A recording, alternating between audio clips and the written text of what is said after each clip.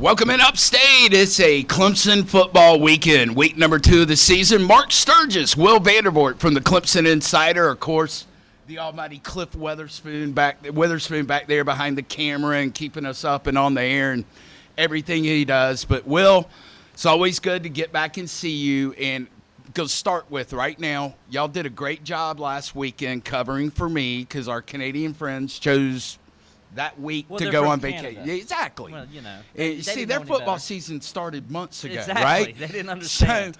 So we had a great trip, and I got on the airplane on Saturday to fly home, and I said, Teresa, somebody's going to have to pay for this because Sturge can't have shiny new things. You know, there's the yin and yang to life. And I said, somebody's going to pay for this great trip. It's either going to be Clemson or Alabama. Lo and behold, they both did. So Clemson fans, take it out on me. Get off the message boards. Get off of Twitter.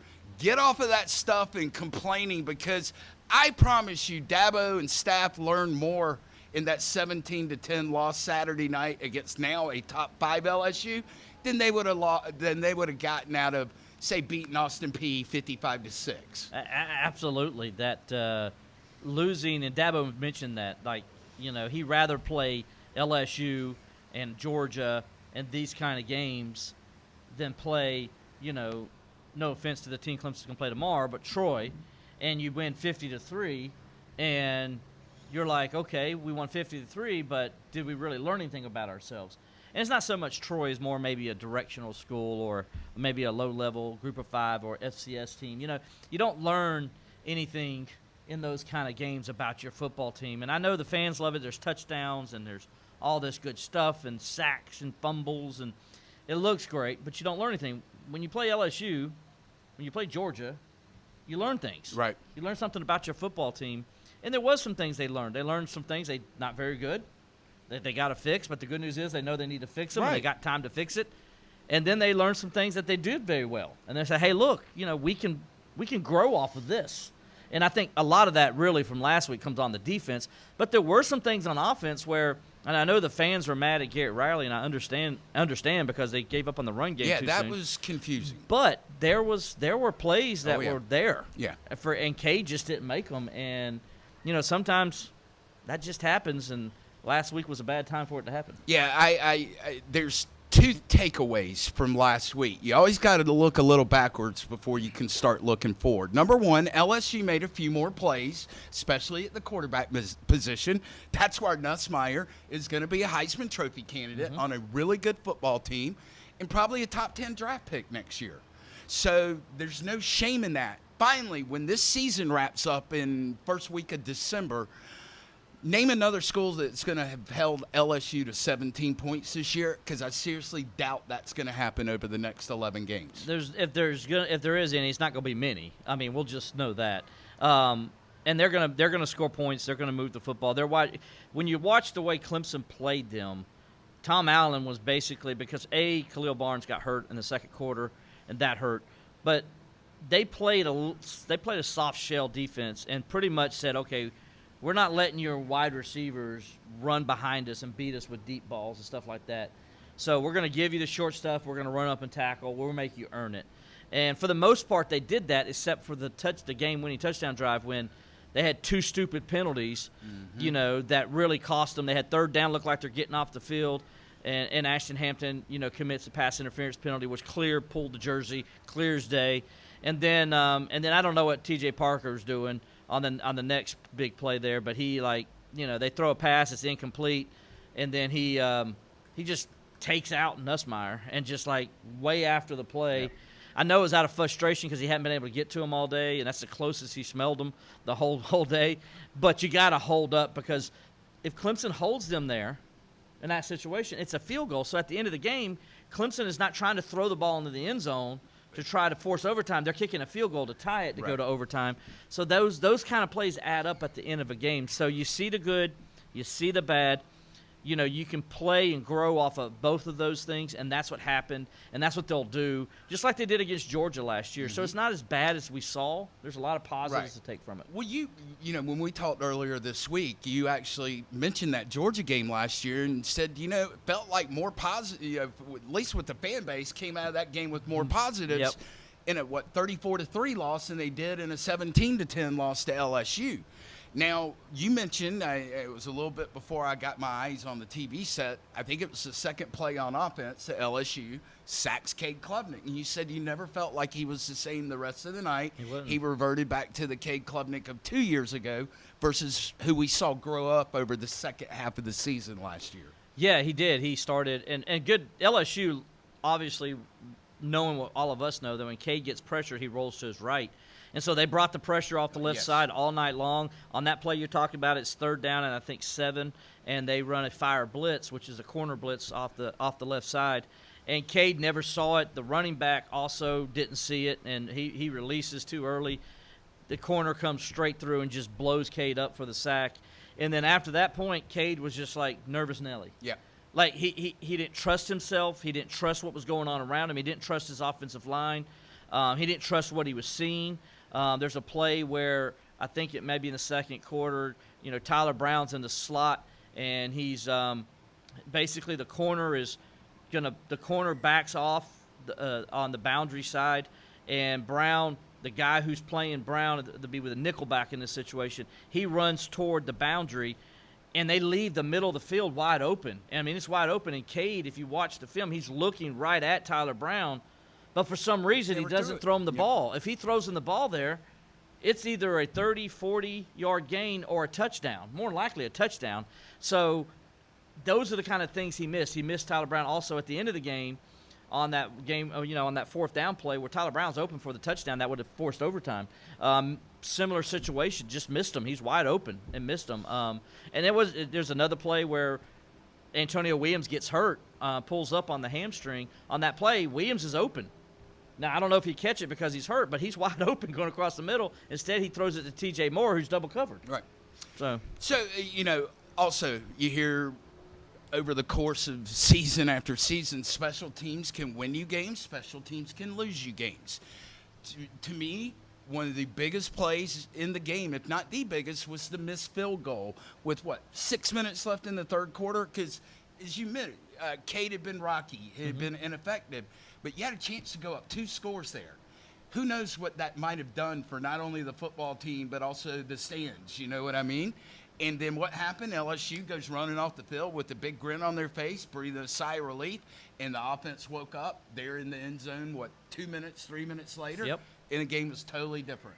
So, not placing blame on the place kicker. He can win you an ACC championship like he did in Charlotte back in December, but one missed kick, boy, in a big game of matchups like that, you can't miss that. No, and he just barely missed it too. I mean, it was just like, if he's just like another over here, he gets that field goal. But that's what the game of football is. It's a game of inches. We hear that all the time, and that does change things. That might change LSU's approach on how they attack the second half. Then again, there's still plenty of time to go in the quarter and a half, and they may still have the same game plan that they came out with.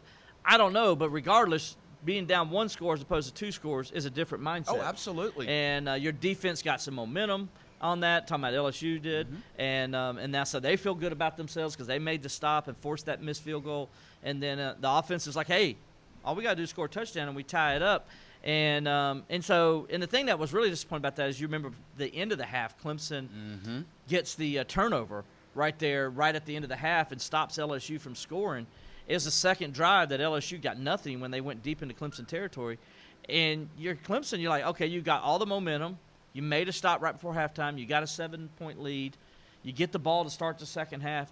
You drive down the field, and you're in position to score, and then you don't. And then, as you said, that changed the momentum of the game. And really, Clemson struggled to even get the ball back at that point. LSU held on to the ball for 22 minutes. Yeah. And the game could have been worse than it was, but Clemson's defense, again, like I said, made the stops when they had to and kept their offense in the game. Clemson had a chance to, what I would say, and not to be rude, Clemson had a chance to steal that game late in which LSU had made more plays. Yeah. Now, We mentioned, some of the fans have, so disappointed because this was supposed to be the year, still can be. Last year you lost the opener. Guess what? You ended up in the college football playoff. But I do want to give the fans credit in the fact that Saturday night, what an outstanding environment for a college football game. You actually heard Dabo Swinney comment on it. It might have been the nicest thing that Brian Kelly said about Clemson or anything in the last 4 or 5 days because, he had the little shot about, I don't know what Dabo was, grading, but, 62-58 or whatnot. 65-58, 58. Yeah. And I saw a lot of comments, well, Brian Kelly should act like he's been there before. Well, guys, he hasn't. This is his 5th year at LSU. This is one of his biggest wins. And it's the first time they've been 1-0 since he's been there. Right, yeah. So, yeah. No offense, how can he act like he's been there before? He hasn't been there. Right. But, again, great environment. But now you got to put LSU in the rearview mirror. You got to look ahead. Troy comes in 1-0. Clemson falls to number 8 this week. It's a 3:30 kickoff on the ACC network tomorrow. We'll talk about a lot of things, what Clemson needs to do or what you expect or this in the third segment. But the one thing I put the challenge on the fans is be there tomorrow at 3:30 because you only have 2 more opportunities between now and Halloween to see a home game. Yeah, I hope there's a good crowd tomorrow because you only get 7 all year. 7 all year. You wait you wait all season. You talk about football all year, and that's all you're waiting on. And you're like, I don't want to go. They lost to LSU. Oh, come on. Enjoy football. That's one thing I love is that, when football season gets here, there's another week of football. Right. And I enjoy and appreciate each week of football because I just love the game so much. And so I love everything about it. And so I always appreciate what I get to do and the opportunity I get to do each and every week. And so the fans, I think you only got 7 of them that you get to see them. I get to see them a lot more because I go travel and I watch the games that way. So I'm seeing a lot more games than the fan does in person, obviously.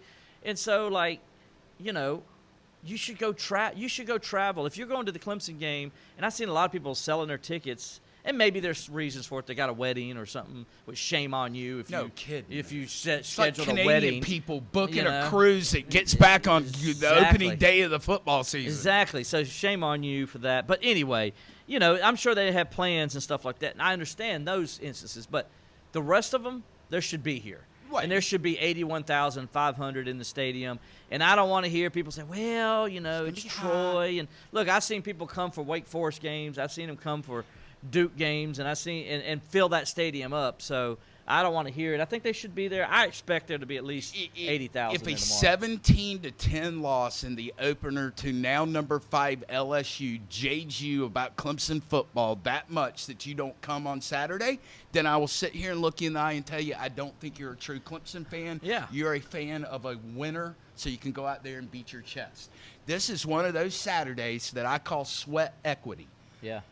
Fans need to be there. Cade Klubnik has had an awful week. Go lift him up. Go give him some confidence. I agree. He's taking it hard. Dabo's been after him. As he should. Yeah, so this is one of those Saturdays that I call is fan sweat equity. Yeah, it might be 88 degrees in there and sweaty, but this is one of those games the team needs you more than probably you need the team. Absolutely. And look, I want to bring this to everybody's attention. I know it's a long time ago. Heck, we're probably looking at 47 years ago. But, one of the greatest seasons in Clemson history happened early in the year. They suffered an early loss. And a Georgia team came into Clemson in 1978 when they had Steve Fuller and everybody, and Clemson was expected to go undefeated and all this stuff if they could just get past Georgia. Well, they played Georgia in week 2 that year and got beat 12-0. Yep. Joe Bostic. And everybody thought it was over, like, oh, my gosh. And then Clemson went on and dominated the next 10 opponents they played, and then, of course, beat Ohio State in the Gator Bowl that year, won the ACC championship, finished number 6 in the country. If Clemson does that, this Clemson team does that, you're playing in the college football playoffs with a chance for a national championship. So my point being is it's early in the year. Come on, let's move on. You lost the game. It sucked. I get it. But There's a lot more football. This is still a good football team. Your Steelers are not very good this year, but Hold after they lose on Sunday, we ain't even played a game yet. Keep on pulling for them the rest of the year. First of all, my Steelers will win Sunday, okay. And yes, I will pull for them even if they lose. All right, so when we come back, let's take a look around the ACC, the couple of national games that are worth the toot. Week 1 was great. Week 2, not so good. But you know what's always great? It's Lakeside Lodge. You see the sun setting back here. You got the pool bar going over here. People eating dinner out there on the patio. At 8, we're going to have a band by the name of Julia Gulia from Jacksonville, Florida. Yes, from The Wedding Singer. You remember? I do, yes. He looks at so your name is going to be Julia Gulia? Your last name's Gulia? Her name's going to be Julia Gulia? So, absolutely. I met them 2 years ago when I went to the Mayo Clinic. And I got to be honest with you, it was a Monday night. Yeah. And I was in a bad mood after a long day with the doctors and all. And a guy at the hotel said, man, there's this place across the street called Lynch's Irish Pub because they have a band there every Monday night. And goes, go over there and have a drink and chill out. They had given me a completely different mindset by the end of the night. You know, they say music's the best therapy. It truly can be. It is, yeah. So Lakeside Lodge, you got Traditions on the Lake. It's a condo hotel. So, you know, if you own one of the units here and you're not using it, you can put it into the rental program and make some money back off of your investment. Wow, think about that. Everything you need to know about this fantastic facility can be found online at Lakeside Lodge, Clemson.com. Also, got to mention Smoke on the Water for multiple reasons. We're going to be back in November, and when I say we, Smoke's been my sponsor for, 14 years now. Well, guess who else Smoke on the Water is sponsoring this fall? This guy.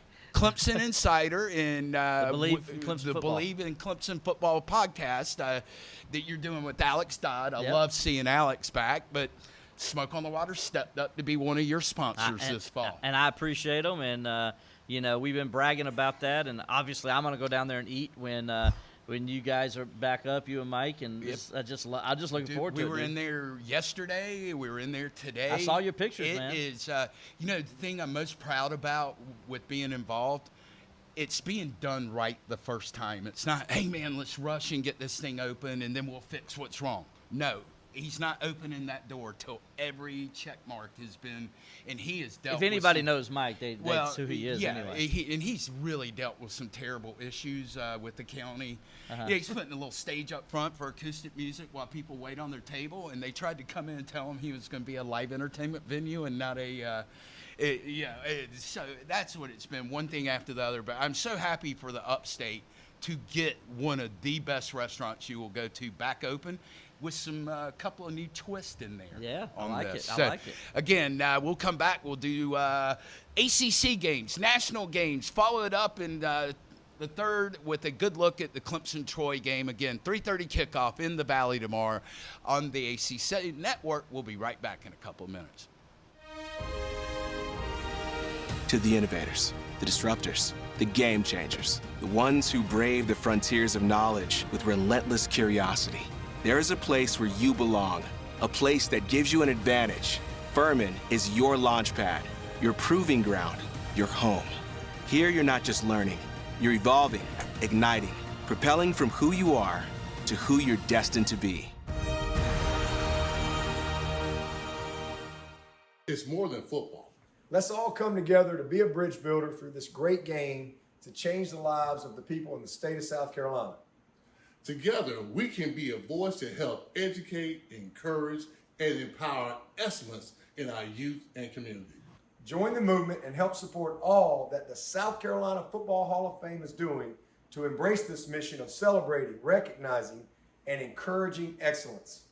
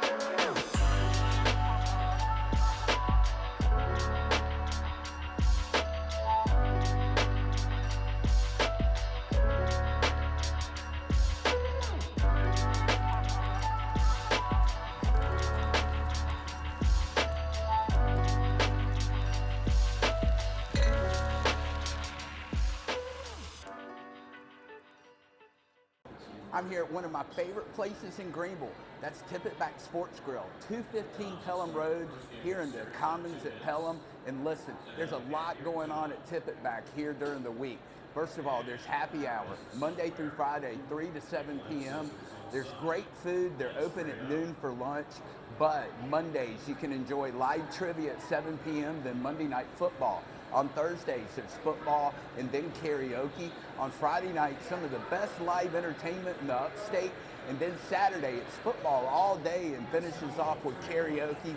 And then Sunday, it's NFL football. And if you're a Steelers fan, this is your spot. It's a home for the Steelers. They're on the broadcast here in the bar all day long. That's Tip It Back Sports Grill.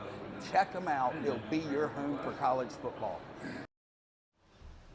All right, welcome back in Lakeside Lodge, straight up with Sturge, my good buddy Will Vandervort, senior writer for the Clemson Insider. You can follow him on Twitter at Steeler Will. You can follow me at Sturgis Sports. And, you know, Will, one of the things I want to talk about, because I get to be a little snarky in this segment coming up. First of all, Clemson fans, look at me. Look me in the eye, right? I'm the Cajun dude in the Waterboy right now. Is being a Bama grad. Oh no, we suck again. So life is not over. But I thought the ACC minus. We don't feel sorry for you, by the way. I know. Hey, I'll say I made a point on Facebook, and even like Billy D was like, "Dude, great point." I said I'll take my hits right now because Bama and Nick Saban broke college football so bad in the last decade and a half. They've now allowed the wild, wild west of cheating going on. Yes. So we were responsible for that. We won before Nick Saban. We'll win again, but doesn't look like it's our time right now. And that's cool. That's why Clemson fans, you appreciate what you've had. You know, you're never guaranteed anything coming up. But I thought the ACC really did well in week number one. It's amazing how much publicity they got for the league with Clemson actually losing. You know what I mean? Yeah, it was good. You know, Georgia Tech getting a good conference win at a non-conference win at Colorado. Florida State obviously beating Alabama was the big marquee win for the conference. And then let's see, there was one more. Miami. Miami with the big win over Notre Dame hung on to win. I think Notre Dame's going to be really good. That freshman turned it on in the second half. He got confident. And, yeah, that's going to be, when it's all said and done, that win for Miami is going to be really good. Yeah. I really believe that. All right, on the bad side of things. Yes. Monday night. Well, hold on a second. Let's start off saying it wasn't bad for us. No, dude, I had a grin. Now, let's also start with the fact that up at ACC football kickoff back in July, when Bill Belichick comes walking down the hallway, I wasn't sure if it was going to be Bill Belichick or Taylor Swift who made an appearance with everybody with their cameras out and all that. I was actually taking photos of the media, taking photos of Bill Belichick making so fun of the him. Funny story about that, I was actually in the media room writing a story. And one of my student workers wasn't doing what she's supposed to do. So I had to go find her. And I come out there, and there's just media lined up. And I'm like, what is going on here? I'm like, this is ridiculous. I mean, it's just a football coach. It's not – I don't know. I'm first of all – Travis Swift. Yeah. I mean, you know – the President of the United States, yeah, you welcome the President of the United States that way. I get that. Bill Belichick, come on, Anyway, he's the most grumpiest man in the world. It's not like he's like some, guy that loves to talk to people and wants to shake your hands and kiss babies. He does the exact opposite. On the main stage, and I heard multiple people comment, that's the longest they've ever heard him speak at one time. Now, sign me up. Give me some popcorn because he won't do. Give me some popcorn. He won't do the coach's show interview or any of that kind of media stuff that every other college coach is responsible for doing, right? Right. So they continue to get beat 48-14 like they did Monday night, which, by the way, Skip Bayless, you're an idiot for tweeting out after the first North Carolina drive, which they scored a touchdown. Look, Bill Belichick already has a national championship offense at North Carolina. TCU proceeds to put 41 consecutive points on the board. Bill Belichick in North, this is going to end ugly because it's one thing, you can be rude when you're winning, but you can't be that grumpy old man when you're losing. Did you see Bill Burr, who's the comedian? Did you see him on the Rich Eisen show this week? So he's a big Boston guy, and he loves the Celtics and the Patriots and the Red Sox. So he comes on there, and first thing Rich Eisen says to him is like, "Hey, so what did you think about Bill Belichick last night?" This is the day after. He says, "Oh, you're going to go there." He's like, "Well, what did you think about Joe Namath quarterbacking the Rams?"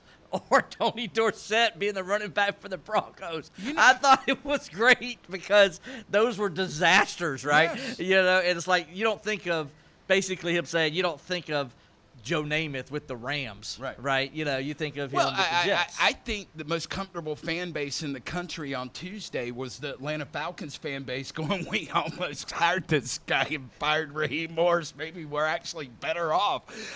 So that was a disaster. It's going to end up being a soap opera drama before. And Chapel Hill's not really used to that kind of thing. And look, let's in all fairness, they did lose 70 players. Or 70 new players. 70 brand new players on the team.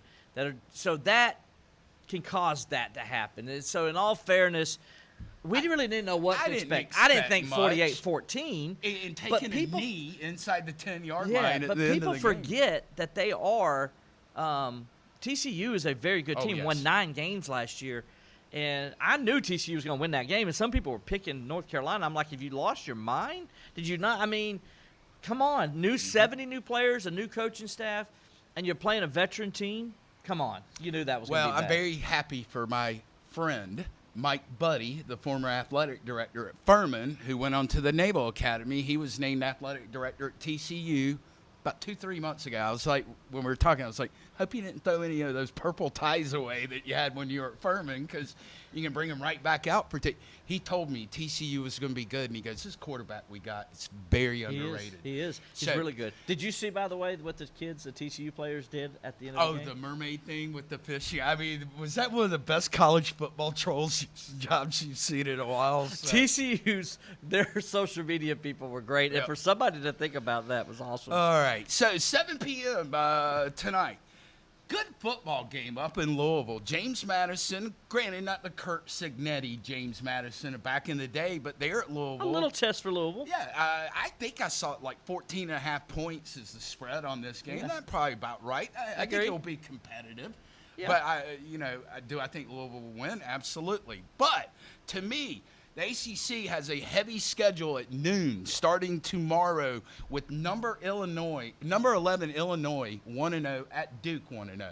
And I think that's a highly underrated game. I agree. Because you want to talk about two different styles getting ready to go at it. Brett Bielema, the Big Ten, big and slow, and even though it's Manny Diaz, Duke's going to try to go up and down the field as fast as they can. And they're going to play defense well. Yeah. So, I think that's a very underrated game. I would put Illinois on the upset watch. I'll put them on upset watch, but I do think Illinois, maybe with that massive offensive line, ends up wearing deep down over the court. But this is the biggest game at Duke since that season opener a couple of years ago on Labor Day night when they knocked off the Tigers. So. Clemson fans don't want to talk about that. No. Number 14, Florida State, 1-0 versus East Texas A&M, 0-1. I've been out to Incarnate Word to cover a playoff game against Furman. I never heard of East Texas A&M. So you're going to hear about them a lot. I think they play like 3 SEC teams this year. Yes, 72 points by Florida State as well. I give Castellanos credit. If you're going to talk it, back it up. He backed it up. I give his teammates week. credit, too. Yeah. And I'll tell you why. Because of the ACC Media Days, his teammates all came and defended him that were there. And Norvell did as well. And then, like you said, then they go and backed it up. So this is a team that says, to me, they're going to play with a lot of emotions each week. I want to see how they respond because this is not going to be a very emotional game. And I'm not saying they're going to lose it, but I want to see how well they play. Like, do they come out there and take care of business and are sitting on the bench by the end of the third quarter? Or are they having to play in the third quarter because maybe it's like, 31-7 or something like that. Then I might take back all the nice things I said about their victory over Alabama this past week. Letdowns happen. So we're going to find out a little something about them. Okay, correct me if I'm wrong. Virginia, who killed Coastal. This is a non-conference game, by That's the what I was going to say. The Virginia-NC State non-conference game that they got together. So how does the ACC do it? Do they each charge one loss and one would win? I don't know, but, this is a huge game for Tony Elliott, right? Did he turn the corner? First of all, on the website, straightupsports.net, we will have our first coverage tomorrow from a Coastal Carolina game. McCain Childress, There you go. little sister, did a great job at SoCon Media Days and all. She'll be there covering it. And I said, one of the things I want you to kind of keep an eye open for, or ear open for, is how they feel about former NC State offensive coordinator Tim Beck, now the head coach, because Jamie Chadwell won 11 games at Coastal just a couple of years ago. Yeah. Now they look like a completely different ball club. Yeah. Well, he following Chadwell is going to Yeah. be difficult to do for anybody. So Central Michigan 1-0 at Pitt. Again, these are all noon kickoffs tomorrow. The Pitt wins. I mean, they put, what, 61? Central Michigan, another game. I think Pitt should win, but it's like the Louisville game tonight. Yeah. Like, that's a decent, group of 5 team Right. there. UConn 1-0 at Syracuse. Boy, Fran Brown's team look a little bit different this year than they looked last year in that game against Tennessee. But they scored a lot of points, and Yep. they put up a lot of yards. I think you're going to see them do the Yep. same tomorrow. All right, and then finally, Baylor 0-1 at number 17 SMU. That's a noon kickoff, 11 a.m. out there in Dallas. And, man, how bad are the Baylor fans going to be upset at Dave Aranda if they start the season 0-2? As they really got their brains beat out by Auburn last week. It was only 38-24, but I think Auburn spotted them at least one touchdown before they got did. serious. Baylor, So- I watched that game. Baylor did not look good at any part of any phase. I think SMU is going to roll this game. So I think the Ponies get to 2-0. All right, Western Carolina 0-1 at Wake Forest, 1-0, 2 p.m. Boy, snoozer fest there. Western Carolina lost to Gardner-Webb last Worst week. game of – people are calling it the worst game on the slate in Wake college football beat season. somebody 10-9. I think It was Kennesaw State. Okay, Kennesaw. Okay, Yeah, so 10-9. speaking of the Gardner-Webb Bulldogs, congratulations on that huge upset at Western Carolina. We actually flew from Florida to Asheville last Saturday. There was a lot of parents on the plane that were headed over to Cullowhee to see their kids play, from Florida. Georgia Tech 1-0. Here's what I want. I want Gardner-Webb to be legit. Test Georgia Tech, maybe take them 5 overtimes. Why? Because Clemson heads down 95 next week for that matchup in Atlanta. Yeah, that's a good wish, but I don't think it's going to happen. I think Georgia Tech, they'll be ready to go home opener. They'll cruise in this game. There were some things they did good last week, but they did a lot of bad things too. Three turnovers in the first 3 Yes, offensive they were very possessions. fortunate. If they played anybody else that day, they might have lost. I agree. I don't know how good Colorado is, and so I think Georgia Tech knows they got to play well and get themselves ready for Clemson. 6 p.m. Texas Southern 0-1 at Cal 1-0. Cal wins. 7 p.m. Boy, I thought this was in Bank of America Stadium. North Carolina 0-1 at Charlotte 0-1.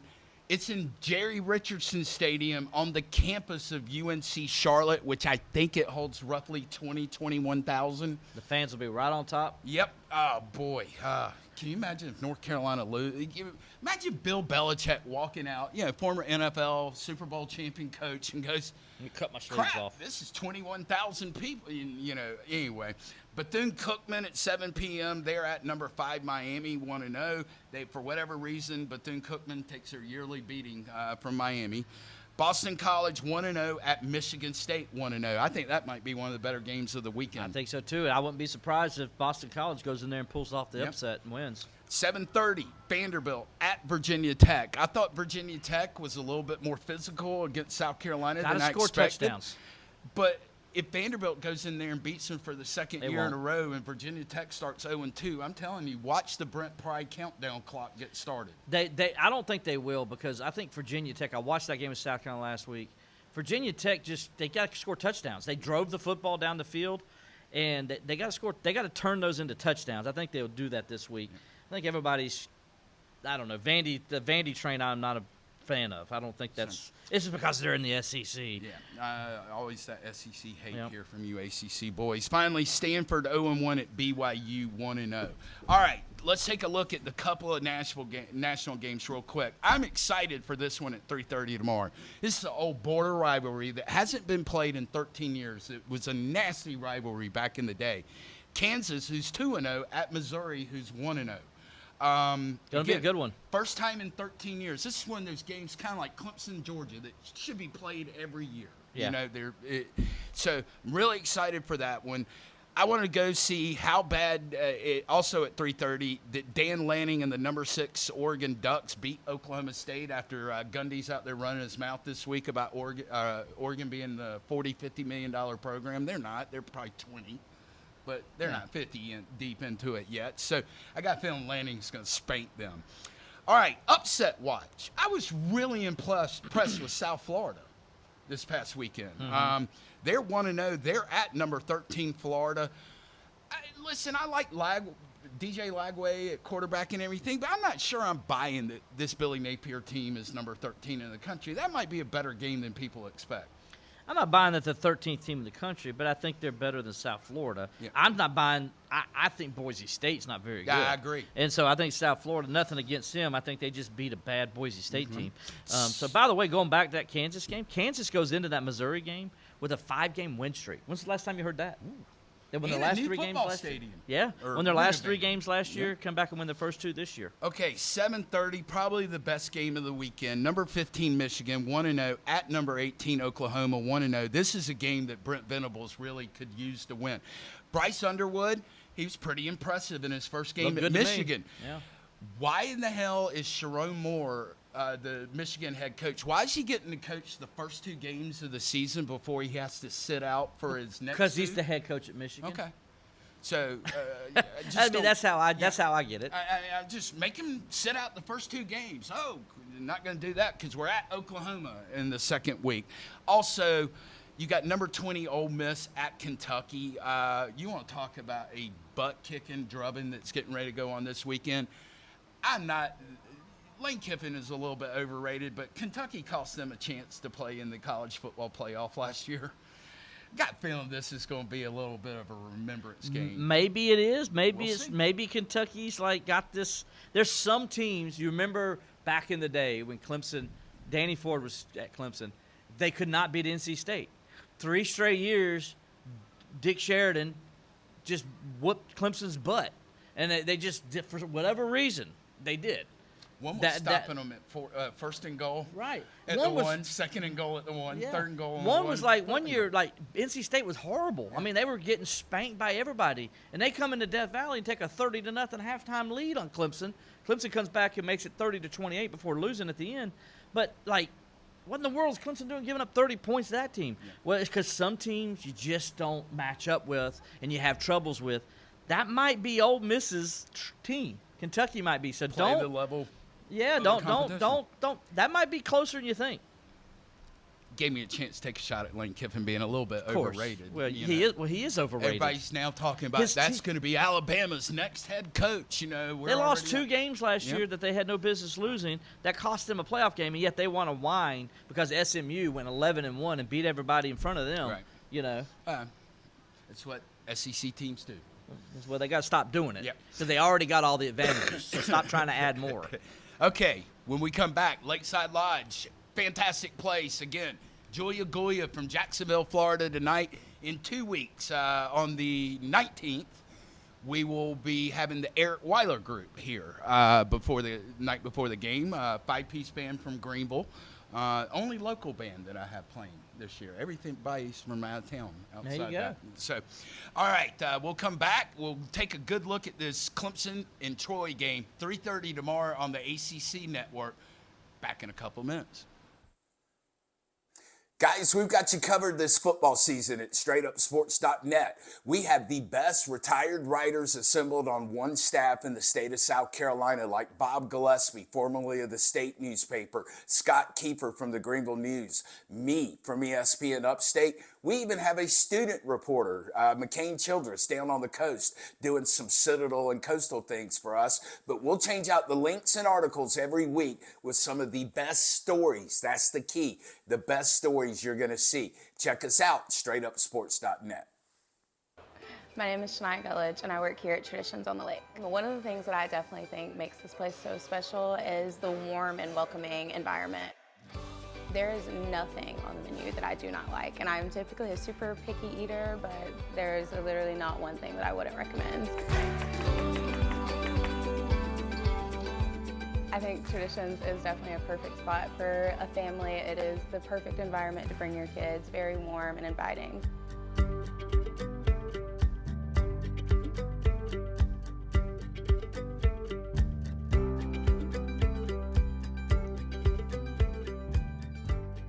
It's just a very beautiful environment all around.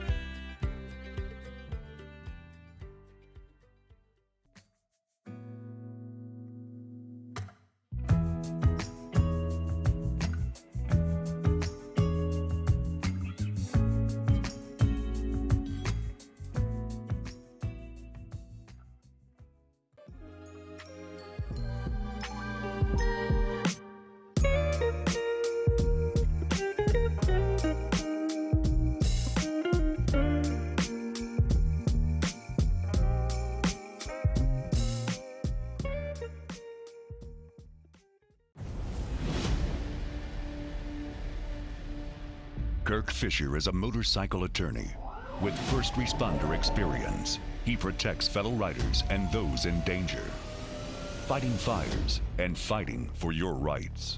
Experienced, determined, and dedicated. Iron Horse Motorcycle Lawyers.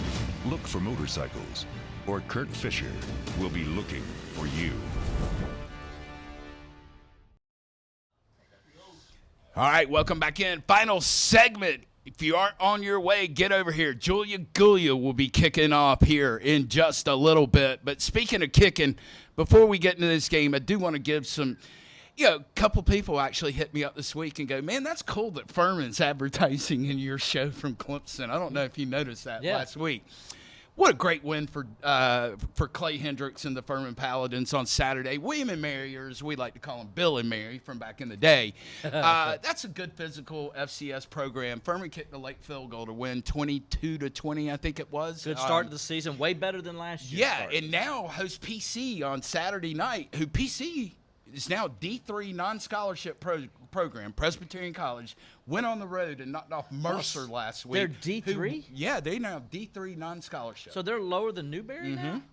Wow. Goes on the road and beats Mercer last weekend in Macon, who won the Southern Conference last year. So congratulations to PC. Well, congratulations to Presbyterian. Yeah. Other than that, but you need to play Newberry so Newberry can win back the Derby hat. Okay, the come on. Derby. The Bronze Derby. Come on. What are we doing, PC? That's right. You got to play Newberry. Okay, Will. So here's a chance for us to educate about Troy tomorrow. 1-0. They come off a win in week number 1 over an FCS opponent, Nicholls State.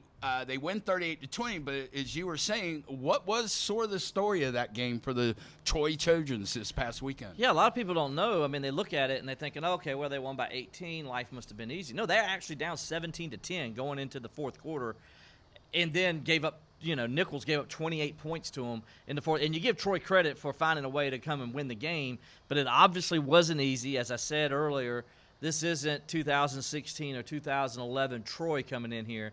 This is a Troy program that's down right now. They got the second-year head coach. They've only won 5 of their last 19 games as a program, so they've been struggling. And so, this is a perfect time for Clemson to fix some things, if you will. Now, Troy's going to come in and be tough. They're a running football team, but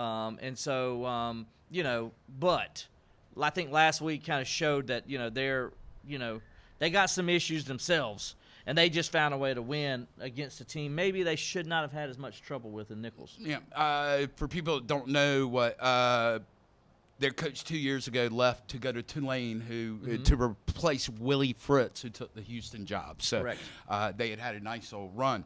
And everybody went with him. Right. So what are your expectations tomorrow? Because, here's the one thing. If we don't have a little bit of coaches speak in the show every week, then we're not doing our job. I keep coming back that you can't let a loss against a now number 5 LSU team beat you twice. Correct. I don't think that's going to be the case. If it is, watch out. Boy, it's going to get real ugly around here. But that's the biggest thing. The other thing is to get Cade some confidence, which will, in my opinion, turn out to equal productivity. Yeah, and I think that's what you got to do tomorrow. You got to find a way early on to get Cade involved in the game and where he feels good. Now, what Troy's going to do to counter that is Troy's going to do what LSU did. They're going to stack the box. They're going to bring blitzes. Now I don't know what their personnel is against that. if they have the personnel really to do it, but why not try it? I mean, I would. And if you get burned, you get burned. But, why not try it and see what happens? If you knock Cade up underneath the face mask in that first or second series of the game. You get in his head. That's right. And so you got him rolling right. So I'm interested in how they do it. But Clemson, I think, if you're Garrett Riley, you got to get him some early throws early, get him some confidence so he can get in rhythm, something he never really did last week. And I know we're going to get into that in a little bit. Well, speaking of the word rhythm, I have down here, Riley has to find some rhythm in the offensive play calling, because the last time Clemson ran the ball Saturday night was the first carry of the second half where Randall gained 6.5 yards. Yeah. Where they ran a running back. Then they just completely wet their pants and start throwing the ball everywhere. You got to find some kind of running game. I had heard, and I know Adam Randall's a great athlete. He's the one that made the play that Clemson decided, okay, we're not going to go to overtime up in Charlotte, with the kickoff return. Me being a good friend of George Rogers, George told me one time, great running backs are born. They're not developed. That's true. I agree. And I just, I keep looking at Randall at 235 pounds, a great athlete. It's almost to a certain extent, maybe like Rudy Harris a couple of years ago, that you didn't quite know what to do with because he was so big, That's a good description for But Rudy Harris. You got to find a running game, and if it's putting Davidson back there and you benched him because he missed a block, in protection. Let's go power I, man. Yeah. Let's come out power I.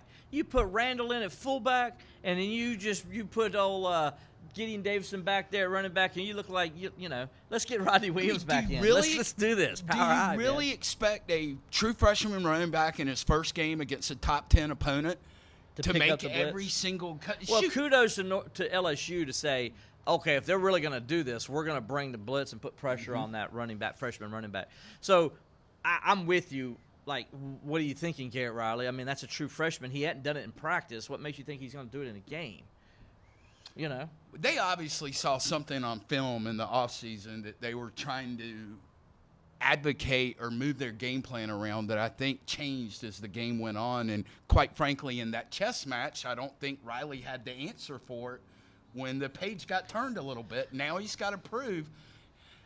You got to prove that you're a $2 million a year offensive coordinator. Well, you got to run the ball. Yep. I mean, listen, when Clemson was at its best last year, when they were leading the ACC in running, and they led the ACC in yards per carry also, that was during that 6-game win streak. Well, what were they doing that made them so successful on offense? Well, they were running the football, setting up the play action, and Cade was playing off that play action the whole time. And the other day, they didn't even try. I mean, you run for 6 yards with Adam Randall in the first play of the second half, and then you go 3 more carries the rest of the game after that, and the running back doesn't touch it at any point after that. And you go 4 carries, 3 yards in the third quarter, and then 0 carries, period, in the fourth quarter. So you ran 4 carries the entire second half, and you're like, why? It's a 7-point game. Your quarterback isn't playing well. Why are we throwing passes on every down? I don't understand it. You got to do something to help your quarterback out. I just didn't get it. Right. If you're tied, then shorten the game, where you only have to make a limited amount of plays. I just felt like it was almost like fool's gold, if you will. Oh, look, he's running. And then, Cade couldn't Maybe make he the kept connection. seeing what we were seeing, that guys were open, and he's thinking, okay, Cade's going to find a guy. Right. He's going to do what we think he can do, we know he can do. Because let's be honest, Cade played last year, even against South Carolina in the loss, he played very well. Mm-hmm. Played very well against Texas. Played very well against SMU. I mean, there was nothing to show that Cade was going to struggle like that. Mm-hmm. There was nothing. And so you got to, I think maybe Garrett Riley was in shock as much as we were. And maybe he could never get out of that funk himself because of it. Well, that's what you get for scheduling a good game. Clemson, like I said, I'm fully confident they learned more in the film room this week than anything, and now go out there and show it on the field tomorrow against Troy. I got to give Tom Allen a lot of credit. I bet that man about punched the glass out in the coach's box on the first play of the game. Yeah, where Wade Woodaz missed the tackle, and the guy goes running, 24 yards up the field or their whatnot. longest run of the game. Their biggest play of the game. But the whole thing we had heard and seen on social media was about tackling and response. But after that, there was no problem. I was impressed. They attacked.